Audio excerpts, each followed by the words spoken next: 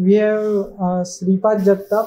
He achieved huge success in MST CET exam. First of all, congratulations to him. Tell about yourself, about introduction. मी श्रीपाद जगताप आहे. अजून माझी आता 12वी झाली आणि मी CETची एक्झाम दिली होती आणि माझा जो स्कोर आहे तो 154 आहे PCM ग्रुपमध्ये. 12th बोर्डपर्यंत जसा डिस्क्रिप्टिव्ह पेपर वगैरे होता आणि MST CET ऑब्जेक्टिव्ह पेपर आहे, तर मग ते कसं स्विचवर झालं माइंडसेट तुझा आणि कशा प्रकारे तू चालू केला अभ्यास वगैरे?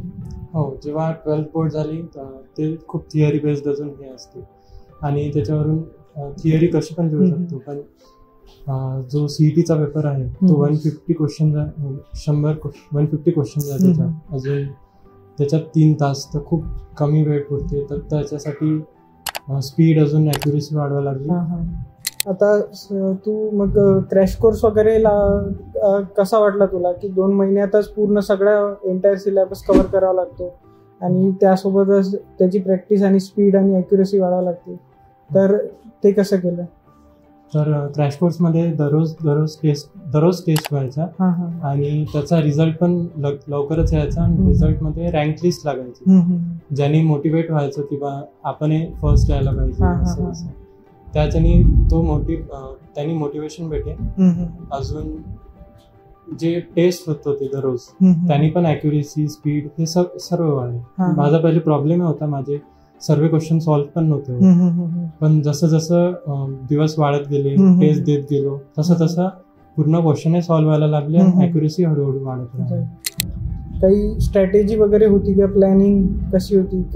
पूर्ण दिवसाचा रुटीन कसं होतं तुझं? स्ट्रॅटेजी तर हेच होती की मला पहिले फटाफट सर्व लेसन कम्प्लीट करायचे आहे.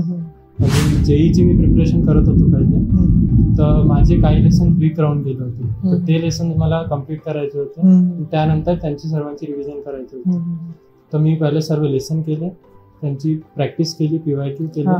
अजून त्यानंतर जे काही शेवटचे दिवस राहिले होते त्याच्यामध्ये सर्व लेसन वाचून काढायचे, त्यांची प्रॅक्टिस करायची आणि मॉक टेस्ट द्यायची. म्हणजे मॉक टेस्ट आणि हे सर्व खूप प्रॅक्टिस पाहिजे होती. शेवटच्या काही दिवसांमध्ये नुसतं मॉक टेस्ट दिल्या, अजून रिवाइज केलं, तर त्यांनी एका झोनमध्ये पोहोचून जाते. CETच्या पेपरमध्ये गेल्यावर तोच झोन राहते, कम्फर्टेबलनेस वाढून जाते.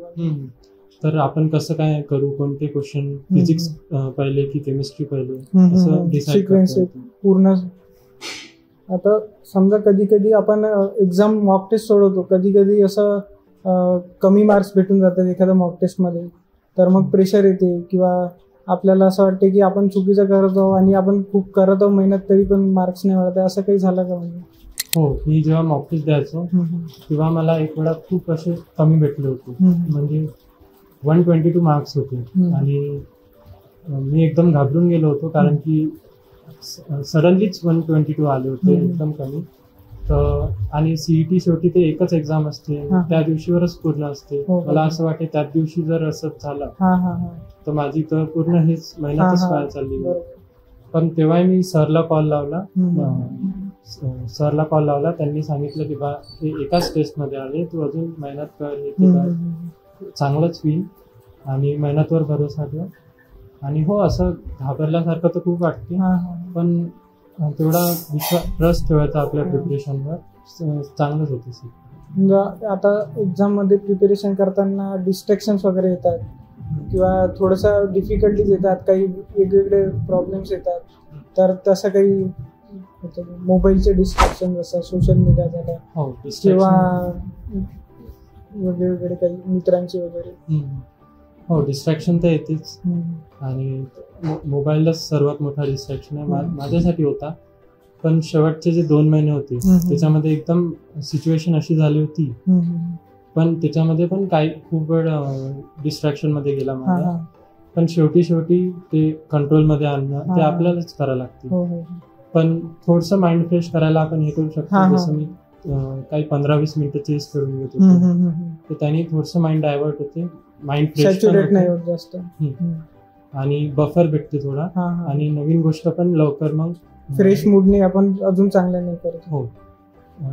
आता समजा कधी कधी आपण प्रिपेअर करतो 2 महिने, शेवटचे 2 महिने असतात, काही लग्न वगैरे असते, काही जवळच्या घरचे काही हे असतात किंवा मित्रांचे काही इकडे पिक्चर पाहायला चाल, इकडे तिकडे चाल, किंवा असे काही मुवमेंट्स असतात जे आपल्याला म्हणजे असं सॅक्रिफाईस करावं लागते. तर असे काही होतं का म्हणजे की काही सॅक्रिफाईस केलं बा म्हणून? नाही, असं तर काही नाही, कारण मी ट्रॅशपोर्टसाठी बाहेर गावी होतो आणि पॅरेंट्सनी पण तेवढी रिस्पॉन्सिबिलिटी घेतली. त्यांनी मला काही असं हे इन्व्हॉल्वच नाही केलं तेव्हा कशातच. तर मला त्याचं काही हे नव्हतं.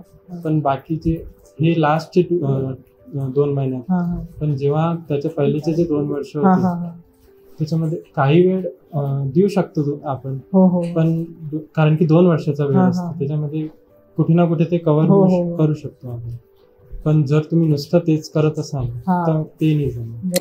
आता समजा एक्झामचं प्रिपरेशन करताना काही फॅमिलीचा सपोर्ट असतो, काही म्हणजे मोटिवेट होतो आपण, इन्स्पायर असतं, तसं काही?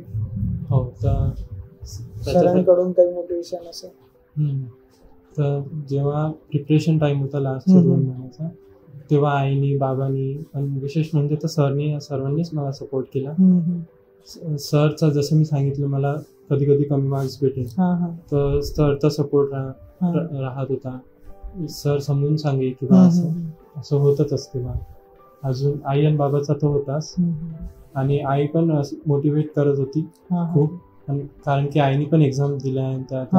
आता समजा CET मध्ये कधी कधी फिजिक्समध्ये काही चॅप्टर्स थोडे डिफिकल्ट जातात, किंवा केमिस्ट्रीमध्ये ऑर्गॅनिक डिफिकल्ट जाते कोणाला, किंवा मॅथ्समध्ये व्हेक्टर वगैरे, तर तसं काही होतं का?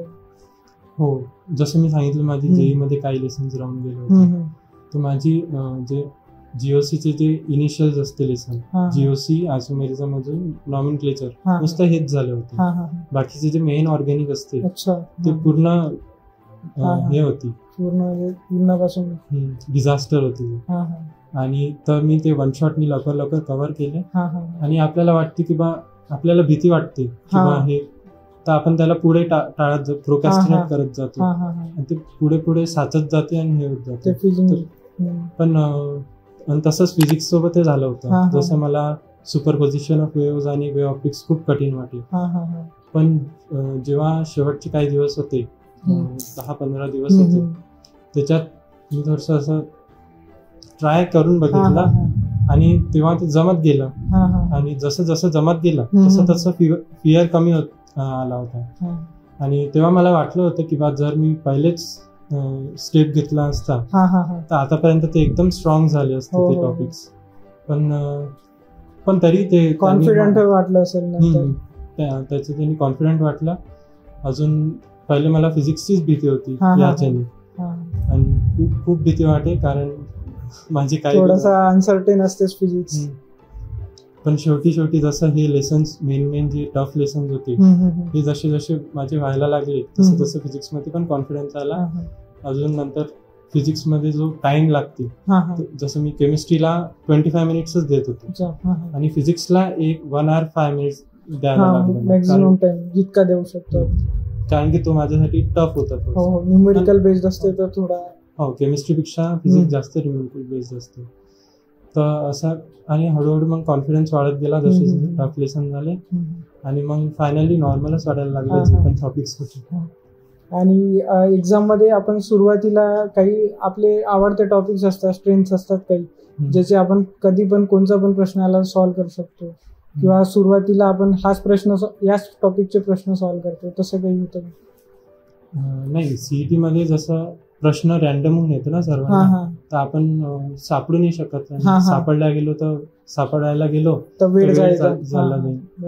तर मी तर असं डिसाईड केलं होतं की जसा पेपर येईन समोर, फटाफट सर्व स्टार्टिंग पासून नेक्स्ट क्वेश्चन सोडवत जायचं. आणि जर डिफिकल्ट वाटलं तर जे खालून असते, खालचे 10 क्वेश्चन ते करत जायचे, मग त्याच्यानंतरचे 10. तर प्लसिफो इफेक्टनी असं वाटते की बा खालचे 10 इझी राहील असं, तर त्यांनी होत जाते क्वेश्चन. पण शेवटी मॅथचं जे माझा पेपर होता CETच्या वेळेस, त्याच्यामध्ये मी स्टार्टिंगचे काही 10 क्वेश्चन केले, पण ते खूप डिफिकल्ट वाटले मला.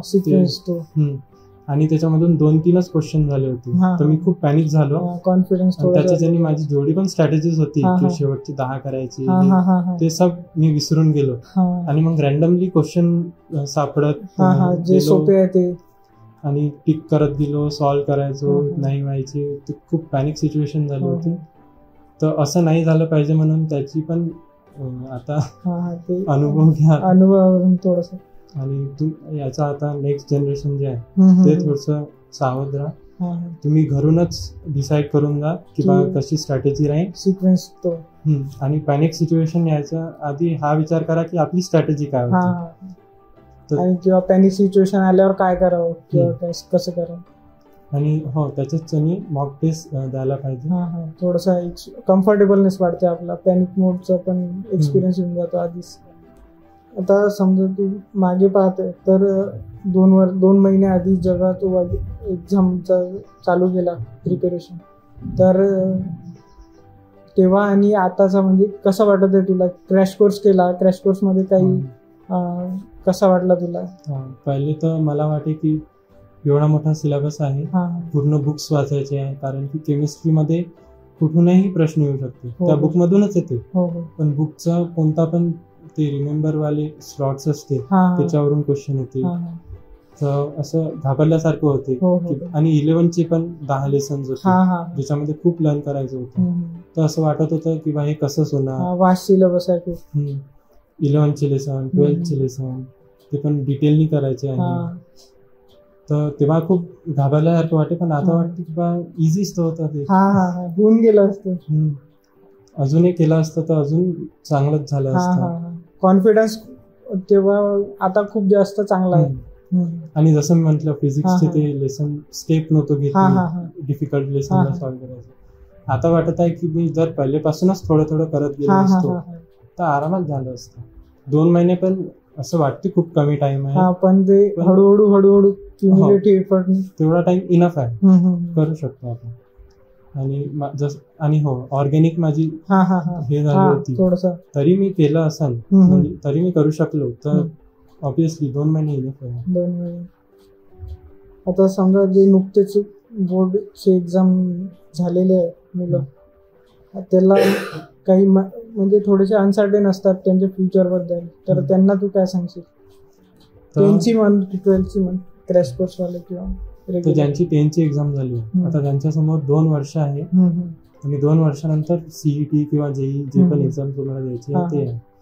तर मला तर असं वाटतं की बा हे 2च वर्ष आहे ज्याच्यामध्ये खूप मेहनत करायला लागते आणि एका चांगल्या प्लेसवर आपण पोहोचू शकतो. तर या 2 वर्षात चांगली मेहनत करा. कधी फ्री टाइम घेऊ शकतो आपण, मला थोडसे करू शकतो, पण एकदम तेच नका करत बसू. 2 वर्ष खूप मेहनत करा आणि मग सब एक नंबरच. आणि ज्यांची 12ची एक्झाम झाली आहे त्यांना तर तुमच्याजवळ 2च महिने उरले आहे. आणि तुमचं बोर्डची एक्झाम झाली आहे तर थोडं बहुत सीईटी साठी झालंच आहे.